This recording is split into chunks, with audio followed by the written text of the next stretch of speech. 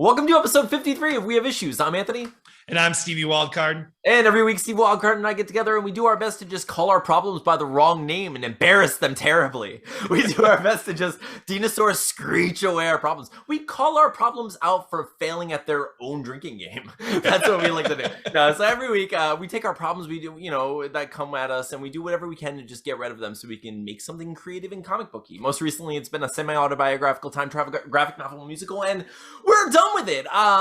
It's off to the printer. I've been checking like a crazy madman, just waiting for them to print. I paid the invoice. I've done all the stuff that like adults have to do. Now I just get to sit back and wait for the Santa Claus to deliver the package through. It's so exciting, Steven. It's amazing. I can't wait. How are you feeling about it? Dude, I just want to hold the book so bad. Yeah, so bad, dude. I want to see how much I failed. No, I'm just kidding. I wanted to see the art printed, see everything. I just want to see. I'm just excited for you to see how many mustaches I drew on your character. Is the thing. I sat there, I was just painstakingly mustache drawing. Can you imagine if I actually drew mustaches? Full Fu Manchus on some people.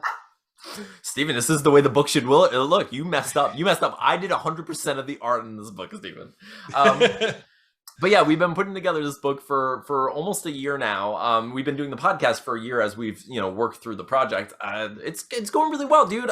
So this week I wanted to type out all of the lyrics to the musical that we were working on and put all of the chord progressions on the lyric sheet with that so I can give it to you. I did it. I felt really good. It was one of those things where it felt more like work than most of the other stuff because it was there was no actual there was no creativity. It was just translating this stuff I had. My handwriting is awful. I have all lyrics and the chords and stuff written down somewhere. Some of it, Steven, I didn't write down. And I don't know how to play piano, Steven. So you know what happens? I have the lyrics written down and then I have to rewrite a song while I'm this is what I was doing. And I'm I'm pretty sure. And because I recorded them all, so I like the way they sound. I like what I've created, but I don't remember how to play it because I don't play piano. Dude, you know what's amazing about GarageBand is the little tuner up top. Yeah. Whatever notes I'm hitting on my keyboard, it tells me what chord, it's an E, E3. Oh, that's so nice. Yeah. So I can easily kind of do it while I'm messing with it. And I was doing I was working on, actually finish what you were working on and then I'll discuss what I am. But it's really cool. It's really cool. No, dude, that's amazing. And for me, okay, so when I say I don't play piano, it's just that I'm not well versed in piano. I have not practiced a lot. I've done what most musicians who fiddle with various instruments do with various instruments. I don't actually I play ukulele, I play guitar. I don't play mandolin. I have a mandolin over here. I fiddle with it. I would not say that I play mandolin.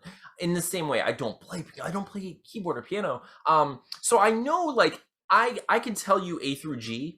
I can tell you what the notes are, but when I build a chord, I truly up until a couple days ago couldn't tell you what was a minor or a major set. I was very, very much ignorant to all of that. So I was just I know this is some sort of I don't know what I'm doing. I literally do. I just build power chords. The metal in me is just power chords, dude. Everything's a power chord. But I did it. I sent it off to you. So most of the songs are already tabbed out or chorded out, and the lyrics are done. And I sent it to you. So I did what I wanted to do. How did you do this week? What happened? Well, I got Atlas's Lullaby basically finished. So I just need to basically the bridge. I didn't realize the bridge section changed back and forth as much as it did. So I just got to kind of vamp the ending. But yeah, I got I think it's a glockenspiel. Is that what it actually ended up being? Yeah. Is that dude? Remember how I said I think it's called a glockenspiel? You were like, I'm pretty sure it's a glockenspiel. It's the lullaby sound. It is. I'm gonna be and historically throughout the whole podcast when we're talking about this musical, Steven's I'm gonna get this glockenspiel going. Now, I did not do any research with it. I just trusted Steven. I was yeah, you're going to get whatever that lullaby sound is, right? And he's yeah, I'm going to. So, dude, you sent that to me, and I put it on, and I just literally goosebumps, up my arm, just full lullaby. Full lullaby. The glockenspiel really ties the room together. Bunch of nihilists would pee on that glockenspiel because it is the Rugged and Big Lebowski. It is, it's perfect for that song, for sure. Mm-hmm. And the simple bass line is really, it's just that hum. It's just, yeah, I think it's good. That's sort of, I was actually kind of nervous to start that album with the lullaby, but this is actually a really great introduction to the album. It actually it's like it's perfect. It just starts off and it's melancholy. It's just it sets the mood, and I'm excited for the rest of the songs now because the rest of the songs are going to be sadder. So I can't wait to jump down that well one last time. But this time, I feel like this time all the sad songs are finished. So anything else, like I feel like it's well trodden like at this point. So like I feel like I have like a bungee tethered around my ankle, and I'm like I can sing these songs and make my way back to the surface. Like I'm okay. Like writing them was one thing where I was like I need to carry a sword and bring like war horse or something with me. Like I'm not making it out of this alive without help. But like I feel like I'm excited to like get back and actually sing the songs and then be done with it, dude. And like I just can't wait to see this thing printed on a real vinyl. It's probably gonna take longer to print that portion of it, which we'll have to figure all that out when that comes. So that's going to happen. But we did it. Like so this week you wanted to put together that song, right? Was that the only thing that you wanted to do this week? I wanted to get as far as in the songs as I could, but I got that one put together. When it comes to the music, the only thing that's challenging on my end is like using my tablet is really easy to like while my kids are around, but like recording is not easy when kids are present. Dude, in my house. I was going to ask you about that because like when we've recorded music in your house, and it's like your girls are wonderful. They're little like starbursts of like interesting energy for sure. Like I love like anyone who ever gets a chance to see them, they are insane and hilarious and creative. But they will not stop opening that door, Steven. They will not. They will not. Like you will be recording and they will look at you like I know what I'm doing. I'm intentionally going to be a part of this record. See, but like for at least on my end, it's not too bad. But like if I have to record acoustic guitar, I obviously want to record with this awesome RE320. So I want to use the dynamic mic. Yeah. So that part has to be no kids, no nothing, but like when I was doing the glockenspiel and the bass, that's all plugged. It's direct plug. So it doesn't matter. They can scream in the background and won't get recorded. So exactly. Yeah, dude. So that's great. Oh man, it's so hard to manage. Like anyone who has kids knows that juggle, like the weird management, like time management situation with kids. And it's funny because like I find myself like no matter how much time I spend with my son, I feel like a jerk when I'm not with him, knowing that like I could be with him. You know what I mean? Like if I take a second, if I'm like he's awake right now, we could be spending time together, playing video games, playing board games, doing whatever we could. But I need to, like, I would like to use some time to get this stuff done. If I do that, I feel like a monster. And it sucks. Like, I don't want to feel that way. And I know it's not right to feel that way. We should all get things done and be able to balance our time appropriately. But, like, I still feel that guilt, dude. Like, I feel it so strongly that, like, when I'm at, okay, so, like, I'll take him to a park, right? And when I'm at a park, I don't like to look at my phone. Like, because I look around. And, like, you ever look around and you see everyone on their phones? And you're like, I don't want to be part of the everyone. I don't want to be part of that everyone. You know what I mean? Like you see it and it's like anything could happen right now. Like Bigfoot could walk by and none of these people would see it. And the kids would all be like, Bigfoot. And the parents would be like, oh, whatever. Yeah, you're a liar. You're a liar. You're a liar. So I don't want to be that parent. I don't want a reason to like, to not believe my son when Bigfoot comes to the playground.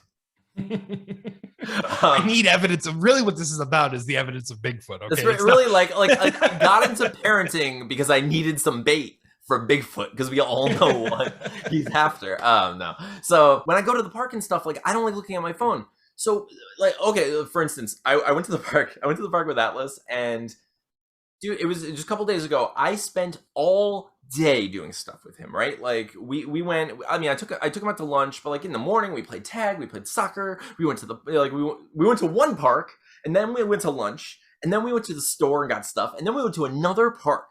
Okay, Jeez. yeah. So dude just had like the best kid day ever. So yes, dude. So he's having the best kid day, right? And so I should be like, you know what? I've dadded enough for the day. It's cool while we're at the park, let him play with kids and I'll just stare at my phone, like slack-jawed stare at my phone. I can't, dude. So like I do the thing where like I just don't focus on anything, where I'm like half focused on him. You're just miserable in all accounts of life. That's what it is. So dude, so I'm doing this. So I'm looking at my phone, I'm looking up, and I was like, okay, I'm just gonna post a thing about like being alone at the park because now my son found friends, So I take a picture. and I look, like, I post it, and I look up from the picture, and I hear, like, donk, and, like, I see a mom, like, you know, on the other side of the park. Oh no! I see a mom, and she donks her head on something and hits the ground. Oof. So you don't hit the ground when you're above 30. You hit the ground when you're above 30. There's a bet. Yes. Okay. So I was so this is what happens. So I look, and I wait a second. You know, like just like a brief second, just to like see if she's, because you don't want to embarrass her if Yes. if she's going to be fine. You don't want to go over there and make her feel, you know, and because it's nothing embarrassing. It happens, but yeah, don't want to project for that. Sure. Yeah, for sure. And like, I think I was wearing this shirt too. It was like, I wear the same stuff every day, guys. I wear my Don't Make It Weird shirt every day. Mostly because I want people to recognize it and be like, oh my gosh, not only is that my second favorite podcast, but I love that art so much. I'm like, oh my gosh, this is the best day of my life. No, but like, so anyway, the reason I'm pointing that out is like, I notice as someone with tattoos, even though I don't have many tattoos, I notice a like stark difference, like a sincere difference in the way people look at me when I'm wearing short sleeve shirts and when I'm wearing long sleeve shirts. So like when I'm wearing long sleeve shirts and I'm at a park with Atlas or something, and I have my sleeve, you know, rolled up or whatever, the way I normally dress, you know, parents are more forward and, you know, want to like talk to me and, you know, whatever it is, and like they're more personable and stuff. Moms are always like smiley and like more polite. They're, you know, and just like, just amiable, whatever. When I have short sleeves on, no one ever messes with me. Like, no one talks to me. Not that I look like tough, but people are just like, oh, he has tattoos. That dude's killed somebody. I see those tattoos. Those tattoos. He has 2 tattoos. He has. No, but it's weird. But like, I notice a difference, and it's silly. I don't know why people are like that, but there is like a weird prejudice, I guess. Maybe it's just like the area we live in. I don't know. You know. So anyway, I was wearing the shirt, and I ran over to help her. And I was like, ma'am, are you okay? And she's like, oh, my head. And I was like, ma'am, can you see me? Are you okay? And she's like, open her. She's like, I'm fine. And she's like, very, very expressive. Like, very expressive. Like the way a toddler usually is when they skin their knee. Like screaming to a degree. There are a lot of children around. There are no, that's a lot. There was one other parent around. Okay. Nose buried in the front. So here's the thing. No, but that's the thing. There's one other parent around. It was another older woman. She was closer to the woman than I was, but she was just staring off and and was so smart, or not. I mean, she was inconsiderate, but probably pretty smart, because like at no point did she turn around. She's like, not my business. I'm not going to even mess with that situation. Yeah, I have enough going on in my life. They can figure it out their problem on their own, because I'm not going over there. So I run over there, right? And by the way, I never like saying anything. I don't know if you're this way, or like if other people are this way, but like anytime I do something that would like generally be considered a good deed, I don't like talking about it.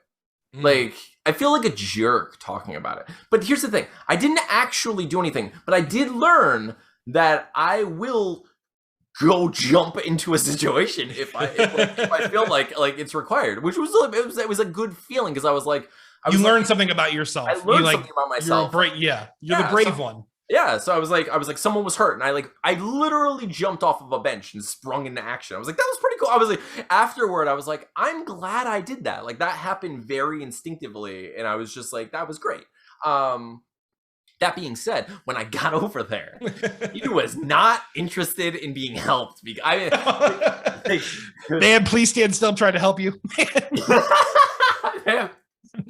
I'm trying to fix the situation. Please calm down, ma'am. Ma'am, I'm gonna take my shirt off. I'm gonna wrap your head in it. So you calm down. Wait, no, none of this makes any sense. Anthony, calm down.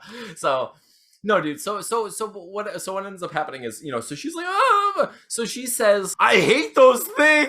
It was like monkey bars. Like, what are you? I specifically loathe monkey bars. Like, ever since I was a child, they've had it out for me. But she says it so sincerely, and I was just like, well, okay, so the reason I mentioned the shirt and the tattoos is because I was like, ma'am, can I help you up? And she's just looked at me, and she's like, no, like that. And she's on the ground, like, struggle. Like, she was, The reason I asked if she wanted help is because she was visibly struggling, dude.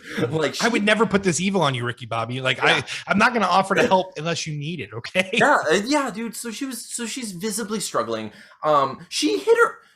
She's clearly over 30, and she hit her head hard enough to horizontally lay herself out. Like, she was on the ground, just laid out completely on the side. It was like she got knocked the heck out. Like, it was crazy. Like, Negan could have hit her with a baseball bat with a similar effect. That's like how fast she hit the ground. And I'm like, yeah. Dang. And then, I equally would have stopped watching the show at that point, too. No, no. Glenn died of monkey bars.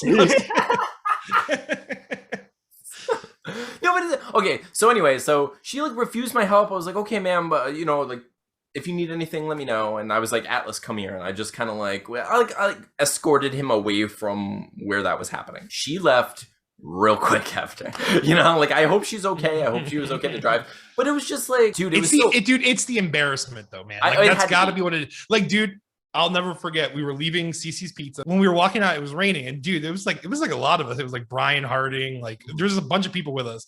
And this lady like bolts out the door with her umbrella and slips and falls right on her butt in front of like 8 of us, I think it was. And of course, our concern is the same as yours. Like, oh my gosh, ma'am, are you okay? And all she did that thing like that Dane Cook talked about where you latch onto a phrase. Yeah. And she was just like, this sucks. This sucks. And she just kept like saying this sucks as she walked away from us. It just locked in. It's so weird. It's so weird. It's embarrassment. And I get it, man. I would be embarrassed. My face would be red as an apple if I slipped and ate it like that. Yeah, dude. But I've done things where like I don't fall a lot. I'm not someone who like slips very often. Mm-hmm. I will drop things. Like I think I mentioned this on the podcast before, but like I don't know what it is, Steven. I don't know what it is.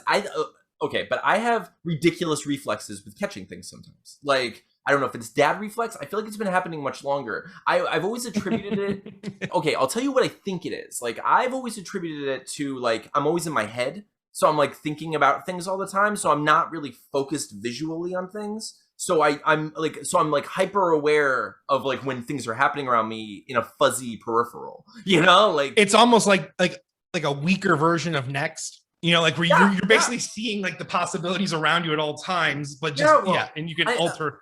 Well, I'm just like I'm thinking. Okay, so I'll tell you. Like, I know I've caught stuff like falling out of the fridge before, like not even looking like. Dude, I couldn't play sports for the life of me, but I could catch a carton of milk falling out of the fridge and almost hitting the floor. Yes, but it's amazing because I'm always like, I always acknowledge the fact that I'm also the goober who dropped the stupid thing. like I double dipped this chip, okay? I caused the problem to save. I Jack Skellington my own problem. Like that's what it is. Milk drop king. Well, that's what it is. Like, I mean, for any of you, we are in spooky time, or we're close enough where, like, I'm done. Like, I will start. My son will want to watch that movie, and as soon as he does, I love that movie. But as soon as that movie starts, my brain's gonna go back into Jack Skellington being the villain and hero in that movie because he causes all of the problems and then solves them by simply undoing all of the stuff that he did. It's literally the meme, like, you can't be the villain and the hero in the movie at the same time. Jack Skellington, hold my beer. I got this. I got this. Like, I mean, okay, we'll talk about it in the future, but like, Oogie Boogie did nothing wrong. That's like, Oogie Boogie was just Oogie Boogieing, okay? Like, he was consistent. He knew what he was about. Okay, everyone knew what Oogie Boogie was about, including Jack Skellington. Like, everybody. Not only that, though, Oogie Boogie at no point in the movie leaves his lair. Can you imagine? Like, imagine being home right now, Steven, and someone delivers you a present, and you're like, "Oh, I eat stuff like this all day, every day." Someone brings you a delicious cookie, and who I am. Yeah, it's who you are. Someone's like, "Here's a cookie," and you're like, "Oh, I am Steven, eater of cookies. Thank you very much. I can't wait. I'm going to sing to you, cookie, as it is my way, and I'm going to devour you." You're joking. You're joking. But I can't believe these chips. Go ahead.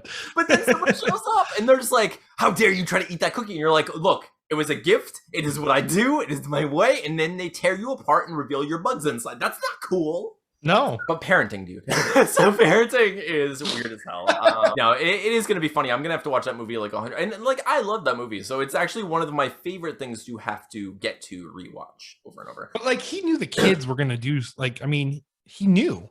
Those kids, they're delinquents. They knew what they were about. Jack hired the three worst kids in the neighborhood and had to warn them to leave Oogie Boogie out of this. He knew he had to warn these kids to leave the supposed villain of Halloween Town. What does that even mean? How are you a villain in a place where everything is spooky? You know what I mean? Like what are you talking about? Why aren't they? You don't want to mess with that Oogie guy. What does he do? He eats people.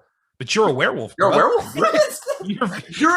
You suck blood. Like you drink blood. That's all you drink. In fact, Oogie Boogie can drink. Like he eats candy. I've seen him eat a cupcake once. You only drink blood.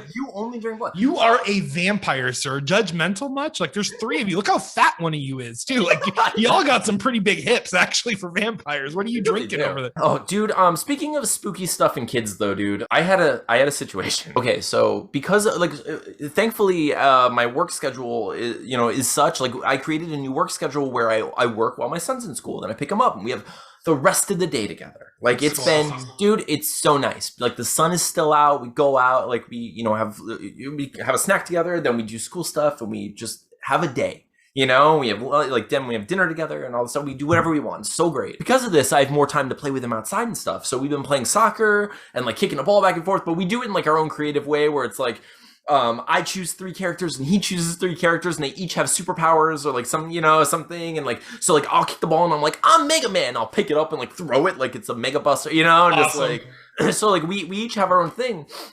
So I did one where I forget what I was. It was just like I think it was Sonic, where I was like I become the ball because it's a blue soccer ball, and I was like I'm the ball, and I kicked it and like I kicked it away from him and I got a goal. I was like ha, which is just like getting past him, like standard.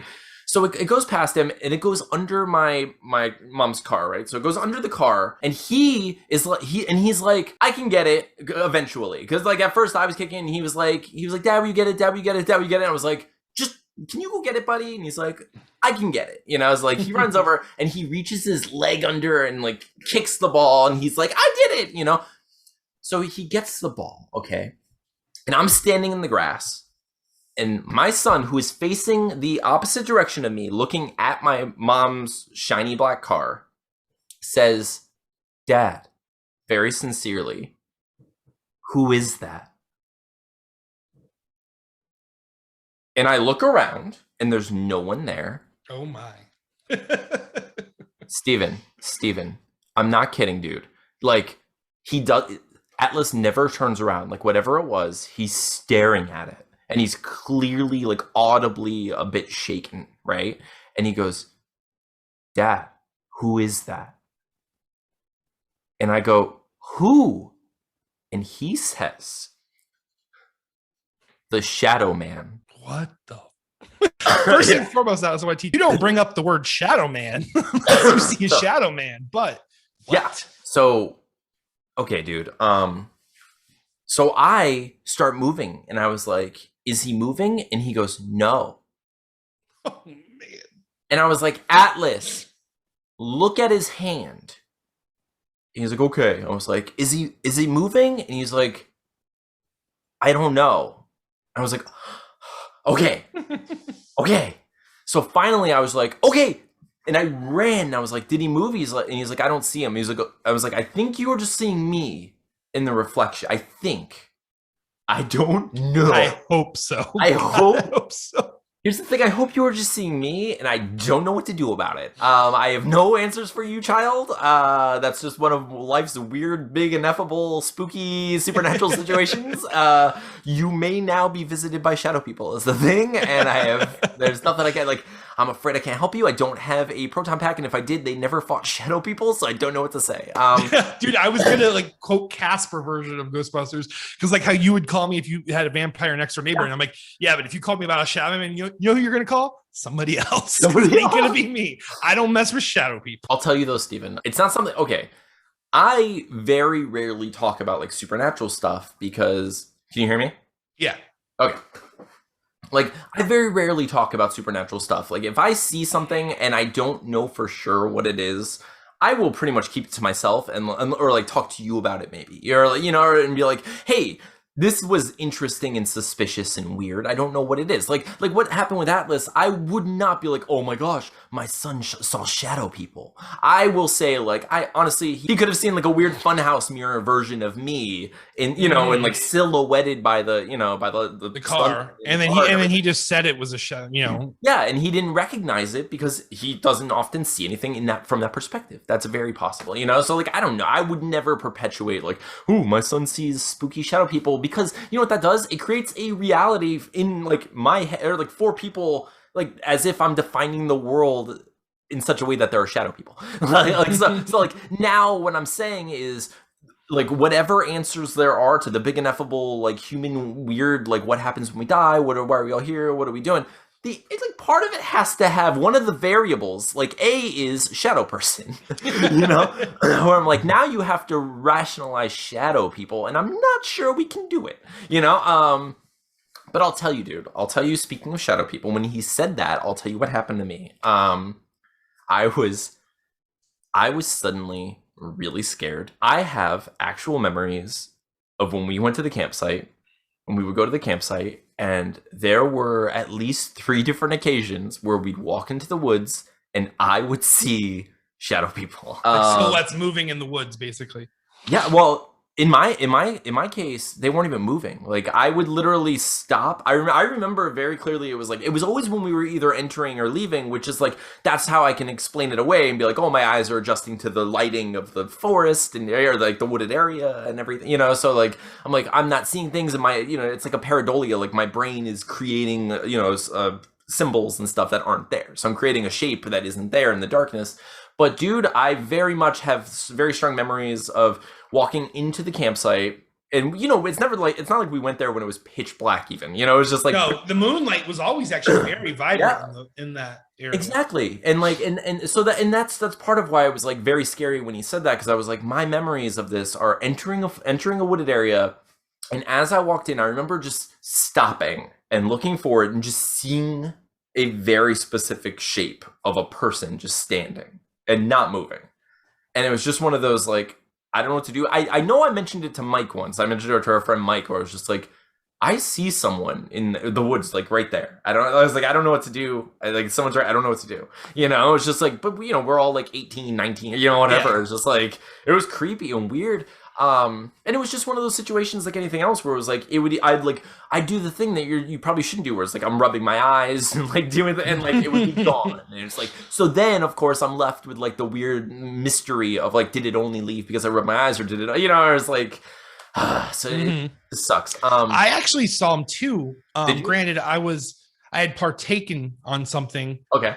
And they actually made fun of me for saying I saw something, like, oh, he's like doing that thing where he did this and now he's saying stuff. But I'm like, no, man, there was like 2 silhouettes at the end of this pathway and now they're not there. And it's weird, but fine. You could just say I'm being stupid, I guess. Like, I was like, they were trying to say I was like hamming up the experience, if you will. And I'm like, no, I saw something, but okay. But yeah, so it's weird that you saw, I didn't know that you saw him too. Yeah. So now it makes me wonder if there was like, there was something going on there, and like interdimensional beings, right? But it could literally be anything, right? It could be anything. It could be interdimensional being. It could be creatures that exist in a wavelength of light that we just aren't capable of experiencing or seeing for most of the time. And maybe particular, I don't know. It's just so much fun to think about. But what I won't do is say there are definitely shadow people.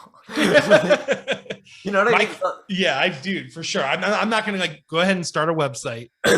Shadowpeople.org. And I'm just going to take your money.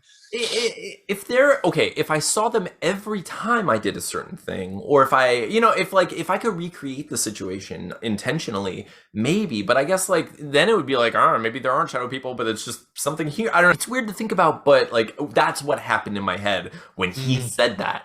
I was like, kind of like shiver. I've passed the curse to my child. Yeah. Actually, his brother said his brother used to see something. My son's brother, he came home one day and he was like, Dad, I saw a figure. And I was like, what kind of figure? I was like, yeah. I was like, what does that mean? He was like, I was on the school bus and I saw a dark figure, like a shadow, like a silhouette figure. He was like 10, 11 at the time, you know? He was like, I saw a figure. and it was just, he saw it in the corner. He's like, I saw it in the corner of my eye, and when I turned, it was still there, but it ducked behind something. And I was like, I was like, buddy, have you ever seen it before? He's like, I think so, but I don't know. I was like, okay, so here's the thing, just keep an eye out, see if you see it again, or whatever. I mean, and he said it a couple of other times, like after that, he was like, yeah, I saw this thing, and it's always the same. It's always in the corner of my eye, and when I look, it ducks. And I was like, it's hard because I know people have trouble, especially like a 10-year-old, expressing things. So like, it's very possible that like in his peripheral, he's doing the thing that I described before, where it's like a pareidolia, like he's dark spot. Even like I have dark spots sometimes in my eye that happen. If I like it just moves, it's just, way light gets trapped in them, because our eyes are weird, dude. Like they can't even really replicate eyes the way like we have eyes, and it's the way they work is just a very strange phenomenon. Like we shouldn't trust them at all, because they are not very trustworthy things. No, they're insane. It doesn't. Yeah. I've learned from dating and realizing that I cannot look at a picture, like filters or no filters. I cannot look at a picture and understand what people look like. I just I'm not capable of. I can't reconcile like of an actual photo with what the meat space version of the thing is going to look like of the person. Like it's very. Like, you'd think it sounds silly, but the truth is, like, and people use flattering angles, people use lighting and different things, but it's such a difference that, like, I don't even trust myself anymore. I see pictures and I'm like, you look. I feel like Tina is like one of those people that like her, like I always feel bad for her, because I feel like her pictures look way worse than the way she looks in real life. Like she's actually like really pretty, and all these, and some of her pictures are just, it's like, babe, I don't even know what's happening here, because this is, I assure you don't have like dysmorphia. Like you do not look like this. I don't know who took this picture. I don't know who photoshopped it before it printed out of the Polaroid, but someone did, in some sort of magic gnome. But yeah, I know exactly what you're talking about, dude. It makes me think that like we see different things completely. When it comes to art styles and everything. Like, why do we appreciate certain things more? Like, it's so got to be more than just human experience. It's got to be actual, like, seeing. Like, you just see things differently. Like, you just appreciate things differently. Dude, it's so like the whole spectrum of like human experience and how we all just literally live in different realities and try to reconcile our realities as often as we can. And it is not always easy. That's why it's so great when like we can build friendships like this, and like, hey, we might not like we speak the same language. We both speak English, but like nobody is speaking exactly the same language. It's just like not the case. No, we just have to. You're like Earth 612, and I'm Earth like 613A, and like it's close enough to where our realities can kind of Venn diagram a majority of things. But yeah, it's just how it is. That's the case with everyone. It is amazing. Like when you start. I mean, that gets into a whole social commentary situation, but yeah, like people's dictionaries are so interesting to like sift through and learn about, and sometimes you meet people and you're just like, we are incompatible, like there is so much work to be done between translating any given sentence that it's not worth the interaction, So what happened to you this week? Anything interesting? You deal with the kids? Anything?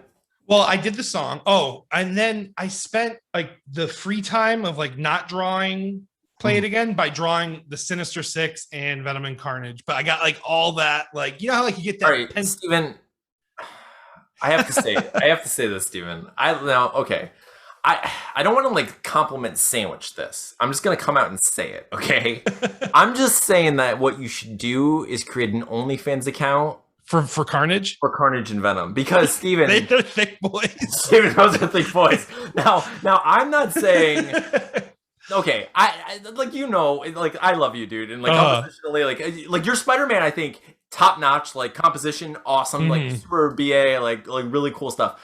The Venom and Carnage, I was like... They should be turned around. I don't know why I'm looking at these butts right now. Dude, I really wanted to capture symbiote butt. Like, no one shows symbiote butt. And like, dude, like, I like went for it. Like, Carnage's butt is just so plump. And then Venom, dude, you can tell, like, I was like super excited about the faces, and then just like, I gotta do these bodies. I guess, like, if you zoom in on Venom's face, it's really good. But like, yeah, but we learned that Steven can draw a juicy dumper like nobody's business. Steven, like, I will say this though, Carnage is it would be his, because it'd be his left calf. His left calf looks good, like that leg, like the dynamic of it. But Venom, I accidentally made his torso too short. So like, not only is it like too short, but he's got like that big old dumper because of how short his torso is. Like he's just like a thick boy, Eddie Thick. Like he's just. But they both, like, I love the drugs. Like, I especially love the Spider-Man one. But like, it was making me laugh because like I was like, oh, I want to really look at this because like you have Venom's tongue going around Carnage's neck and stuff, and it's like it's a cool idea. And I'm looking at it and I was like, this is way sexier than I wanted. Like I am feeling thing. No, it's great though. So everyone, like I said, dude, if you zoom in on Venom's face, it's probably one of the best Venom faces I think I've ever drawn. It's like pretty sweet. But yeah, the booties are way too juicy. It's because I got like, well, Carnage. I made his juicy for just no reason because like I actually kind of liked the way I had him laid out. But Venom, I got super lazy. I was like, I just got done inking Carnage, and Carnage is like so much ink, and I'm like, I'm just gonna make Venom simple, and I gave him a big old dumper too. Because if Carnage has a big butt, so does Venom. So I was like, this better not awaken anything in me.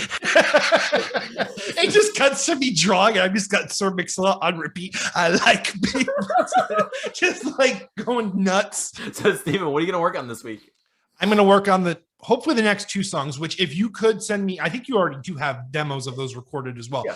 Just do what you did with the Atlas song, put it on your SoundCloud. Is it already on SoundCloud? Yeah, it should be. Okay, then I'll just pull them from that, and then I'll figure out the tempo from there, and then I already have the chord progressions links to you too. Did I already send you? Yeah, okay. Did I send you all of them? I think it was so sweet. So like I opened up my phone. I was on the patio letting the dogs out. And I opened up my phone. I'm like, oh, I'm going to print the lullaby. So I printed it. And because I have Wi-Fi, just printed. Chase was watching videos. This kid brought me the printed thing and handed it to me. He's like, Daddy, this just printed. And I'm like, you are 3 and you are the sweetest little girl I've ever met. Like, brought me the print job. Yeah. Aww, so yeah, but great. I'm going to try to work on the other 2 songs. Or honestly, the way music works for me is I could get all of it done in 2 hours, or it's going to take me a little bit. I don't know. It's all in how you start feeling the song, and Sure, but my goal is to at least get 2 more done this week. I think I'll finalize the lullaby, and then Oh, that would be so good because like as soon as we can start sending songs off to Zoe so she can do her parts, like it's coming together. Like I'm so excited. I've written basically I have to finish. I've saved like 3/4 of the lyrics to the next song, so I just have to finish that up, and that's just like a verse and a half I think I've left. So I have like a verse and a half, and then I have the final song.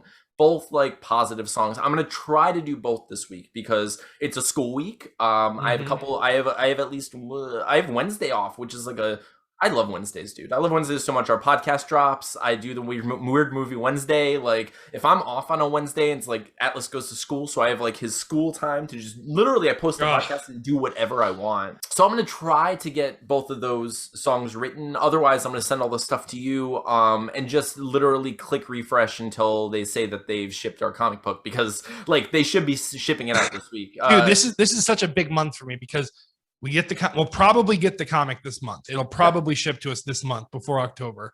Oh yeah, for sure. My new Jeep that I had built arrives sometime in like September 18th-ish. Mm-hmm. We go see Coheed the 24th. It's Tina's birthday the 24th. It's Chase's birthday the 20th. I mean, it's just a month full of action. So it's gonna be great, dude. I'm so excited. I'm so excited for Coheed. I'm so excited to actually like get this comic book going. Like, I don't know, everything's coming together. It's really beautiful. I can't wait. I love that song. Like I don't know if we should share it. Or like what we have, or if we should save it. I sent you the MP3. If you want to just put, there's no words or anything. There's no words or anything. They can just hear what I've worked out of it so far. So for those of you watching and listening, if you want to hear like what Steven worked on to put that song together like beautifully with the glockenspiel and like all those instruments, like I'll put it right after our credit song. I'll put that that music so you can hear and get goosebumps like I did. But thank you all for listening. Thank you for watching. If you're only listening on one of the various podcasting apps, go over to YouTube and just, even if you're not going to watch the video, just hit subscribe on our channel, and it would seriously help us us so much. Lately, we've dealt with a couple of trolls who are like hitting dislike on our videos, and I don't know why. Whatever. We're trying not to take it too personally, even though it's clearly a personal attack on me and maybe everything I've ever done in my life. No, but like, you know, we recently, I also posted the very first episode of the Invisible show. It was based on the Pitches Get Stitches that we did recently, where it was like, you know, we were talking about how it would be fun to do an entire show using only found photos online, like public domain free photos online in our voices. So like we posted the first episode of that. It's just like a silly trial, but like go check that out too. It's fun. But subscribe to our channel. It really does help us out. Tell your friends to subscribe if you can, you know. But otherwise, we're just thankful to have you here. We appreciate you and we love you. You have anything you want to say to the people, Steven? Nah, man, just don't draw Carnage the way I drew Carnage. if that's the lesson I can impart into you. No, I'm just kidding. I'm excited for next week. I'm excited for everything you're excited for. I love you, Anthony. I love you, Steven. And this has been another amazing episode of We Have Issues. And see you all next week. Thank you so much.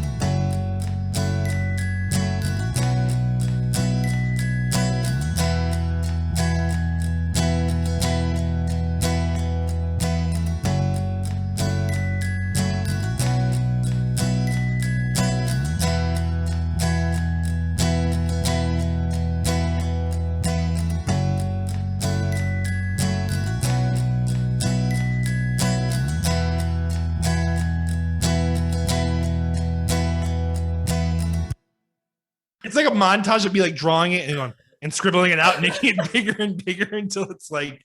I see now why Spider-Man shot all that webbing. No, oh, jeez. No, okay. So next time though, bigger butts. Like bigger butts. I should just like intentionally increase the size. Here's the thing though, Steven, like if you had a symbiote, right? Like you and I both have this problem where like our gluteuses are not maximized. Like maybe that's what it was. I was I'm like, not only would I have a symbiote, but I'd be putting extra symbiote in my butt. That's what I would do. Symbi butt. Yeah, dude. I would. I mean, if you could look, like, I mean, if like Mystique, have the symbiote. You know, like Mystique probably just makes certain parts of her look to her fancy, like even in her raw form or whatever. Like, it is kind of interesting that they. I mean, you know, everyone has like their own beauty to an extent, but like they always choose like really, really attractive women to play Mystique in movies. when they could choose just someone who looks like a normal person who could play with the fact that she could look like a supermodel but wants to not look like a supermodel because she wants to be comfortable with herself, you know, or like struggles with that. And like that might be, I don't know, I think that would be interesting, but I think they try to do that with like the Blue, where they're like, she's blue. Oh, she's hideous. Yeah, she's hideous. Like, she looks. You see her body though? Have you seen her? Yeah, she's gorgeous. Like she looks pretty. Not only does she look amazing, but like I guarantee, I can assure you that there are people on Earth right now who intentionally put that makeup on just to get sexy. like they're like, we're gonna get sexy. But like, wait. But you put the blue makeup on, she takes her blue stuff off. Like, yeah, but she makes a mistake when she does it. That's not what we wanted. That's not what we wanted. Nobody asked for that, Mystique. You should love yourself.